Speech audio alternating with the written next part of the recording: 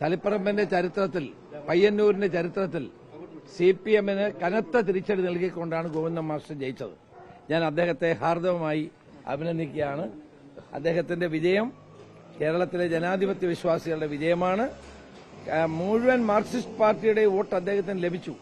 അപ്പം മാർക്സിസ്റ്റുകാരുടെ മനമറിഞ്ഞ് ഒരു തീരുമാനമെടുത്ത ഗോവിന്ദൻ മാസ്റ്ററെ ഞാൻ പ്രത്യേകം അഭിനന്ദിക്കുകയാണ്.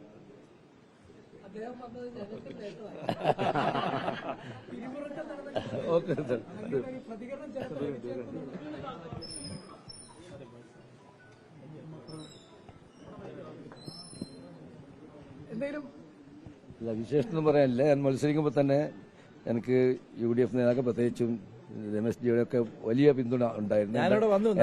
എന്റെ മണ്ഡലത്തിൽ വന്നു, പ്രചരണത്തിന് വേണ്ടി വന്നു. ആ നിലയിൽ ആദ്യമേ വലിയ സപ്പോർട്ട് എനിക്ക് നൽകിയിരുന്നു. അതുകൊണ്ട് ഞാൻ വന്ന ഉടനെ തന്നെ കാണാൻ വേണ്ടി ഇങ്ങോട്ട് വന്നിട്ടുള്ളത്. തീർച്ചയായിട്ടും അദ്ദേഹത്തിന്റെ എല്ലാം സപ്പോർട്ടാണ് എനിക്ക് ഈ വിജയം കൈവരിക്കാൻ വേണ്ടി കഴിഞ്ഞത്. അത് അവര് പാർട്ടിയും രമേശ് തീരുമാനിക്കേണ്ട കാര്യമാണ്. അത് അവര് തീരുമാനിക്കേണ്ടതാണ്. അത് CPM-ന്റെ നിലപാട്. ഞാനിപ്പോ CPM-ലില്ലല്ലോ.